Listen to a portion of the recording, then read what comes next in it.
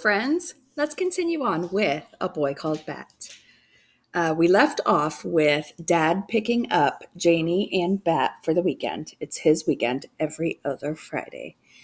And Bat is really distressed, upset about having to leave the kit with his mom for the weekend. So here we begin, Chapter 9. Open Door Baby Cakes Policy. Mr. Grayson was a good teacher for lots of reasons. He let kids eat snacks at their desk if they were hungry. He didn't make students ask permission to go to the bathroom. He didn't believe in making people apologize. You can't make someone be sorry, he always said. And he believed in class pets. That's how he put it. I believe in class pets, he said. He had said on the first day of class when he introduced them to Baby Cakes, the class rabbit. Baby Cakes, a white Angora bunny that looked like a giant fluff ball, lived in a pen in the back of the room, near the bookshelves. It was a big pen with a gate. If anyone ever needs a cuddle, Mr. Grayson said, Baby Cakes is there for you. And that was the thing that made Mr. Grayson the best teacher Bat had ever had. His open door Baby Cakes policy, which meant that any time a kid needed to cuddle, he or she could go visit Baby Cakes. No permission needed, no questions asked. Baby Cakes liked carrots and apples and put up with the cuddling. Bat knew the rabbit liked treats better than kids, but he also knew that Baby Cakes was smart enough to realize that the two often went together. The thing about Mr. Grayson's open door Baby Cakes policy was that none of the kids wanted to ruin it by overusing it. Bat was Baby Cakes' most frequent visitor. Israel visited the second most often, and then probably Jenny was third. A couple of months ago, Israel had given Bat a drawing that he had done of baby Cakes. It was pretty good. Bat usually tried to visit Baby Cakes during recess or lunch, when a visit wouldn't mean leaving group time. But today he didn't think he could wait until recess, maybe because he missed the baby skunks so much. When Mr. Grayson had everyone pull out the money game, payday, that they played on Fridays, Bat slipped away from his table and headed to the back of the room. Today, Baby Cakes wasn't sleeping. She was just sitting in her favorite spot on top of the plastic hutch where she slept. She looked like white cotton candy. Bat sat close to Baby Cakes to put his hand on her back, just to let her know that he was there. He didn't want to startle her. Break into groups of 4, Mr. Grayson said. Choose a banker and pay everyone $200. For a moment, Bat thought maybe Mr. Grayson was going to let him skip the game and just hang out with the Baby Cakes. And then he said, Bat, 5 minutes. Bat didn't want to play payday. He didn't want to join the class in 5 minutes. But the open door Baby Cakes policy didn't mean it was okay to skip stuff that the class was doing. It was one of those unspoken rules that Mom was always talking about. Those things that people are supposed to know without having to be told. Bat hated unspoken rules, but he loved the open door Baby Cakes policy. So when 5 minutes later, Mr. Grayson said, okay, Bat, time's up, Bat reluctantly scooted Baby Cakes off his lap, where he had set her, and rejoined the class. The games were all arranged. Jenny Pearson had dealt out $200 for Bat. Luca, Bat saw, had returned from the bathroom with red-rimmed eyes. She was in a different group. Ready? Jenny asked. I guess, said Bat, and he sat in the empty seat between Jenny and Raymond. Across from him, Corey rolled the dice. Bat sighed. It was going to be a long day. Chapter 10. A very long day. Bat was right. It was a long day. The rain that had been threatening to come, and after they ate lunch, the students pulled on rain gear to splash in puddles. Bat did not like to get wet. He didn't like it at all. It made his clothes feel sticky and itchy and uncomfortable.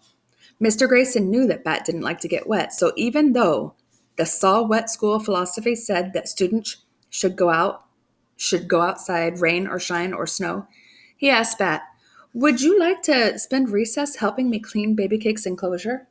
Yes, said Bat. Mr. Grayson got a trash bag and Bat scooped the old straw into it. Then they laid out a fresh batch of straw. It smelled like summertime and sunshine. Baby Cakes hopped over to the straw and sniffed it. She looks happy, Mr. Grayson said. She looks exactly the same as she always does, Bat answered. Mr. Grayson laughed. Grown-ups were always laughing at things that Bat didn't think were funny, but it didn't bother Bat very much when Mr. Grayson did it. Julio, a fourth grader, who everyone said was a natural athlete, came into the classroom. Mr. Grayson, he said, Principal Martinez wants to know if you're still going to teach yoga. Sure, Mr. Grayson said. Tell her I'm all ready to start.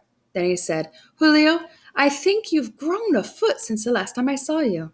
Julio shrugged. Not that much, he said, but I've grown an inch since winter break. I'm not surprised, Mr. Grayson said. That was 3 months ago. Bat thought about time as he followed Mr. Grayson to the yoga room and as he sat on his mat in the butterfly pose. 3 months, he guessed. Could be a little bit of time or a really long time, depending on who you were. For instance, a monarch butterfly born in the summer lives only about 6 weeks, so 4 months would feel like forever. But a monarch butterfly born in the winter might live for 8 months. So 4 months would be just half its life. And if you were a boy with a skunk kit that you were only allowed to keep for 1 month, time was sure to pass much, much too quickly. Bat considered telling Mr. Grayson about the life cycle of the monarch butterfly, but the teacher was busy unlacing his orange high tops and getting ready to lead the group in yoga. He decided he would talk about monarch butterflies with Mr. Grayson later. But the right later never happened. After yoga, they went back to the third grade room for reading circle. After reading circle, they worked on a volcano projects, which Bat had not been looking forward to. Groups of 4 kids had to work together to build a volcano. Mr. Grayson called it collaborative art. Bat did not like collaboration. He liked to do things himself. That way, if something didn't turn out the way he wanted it to, there was no one else to be mad at. And if he wanted to take it down and start over, no one could tell him not to. Mr. Grayson wouldn't let Bat be a group of 1. The problem was that no one else in the group seemed to care as much as Bat did. 3 times before 2:45, when class was finally over for the day, Bat's group said, Mr. Grayson, Bat won't let us help. I don't need help, Bat told Jenny when she complained for a second time. It's a group project, she said. You have to let us help. Israel, who was in Bat's group, kept asking him all kinds of annoying questions like, Hey, Bat, do you think the lava is red enough? And, Bat, can you pass me the paste? Bat ignored the lava question. But about the paste, he said, glue works better than paste. The paste gets all weird and flaky when it dries. Okay, said Israel. Pass me the glue then. I'm using the glue, Bat said. Things would go so much more smoothly, Bat thought, if the other kids would stop asking questions and interfering, and just let him get on with the job. By the time Miss Kiko rang the bell at the end of the day, from the hallway, Bat's left eye felt twitchy. All he wanted to do was climb into Mom's car and go home into his own room. But when he walked outside, he didn't see Mom's burgundy station wagon. Instead, he saw Dad's yellow sports car, and he remembered with a heavy sigh, today wasn't every other Friday, and he wouldn't get to see his own room or the baby kit for 3 long days. If Bat were a mayfly, he wouldn't even live that long. So, sounds like Bat's having a hard day. And, I feel bad for him. I don't know how he's going to make it through the 3 long days if Friday was this long and aggravating for him. We shall find out. Stay tuned for our next reading of A Boy Called Bat, and I hope you have a wonderful week. Thank you for reading with me.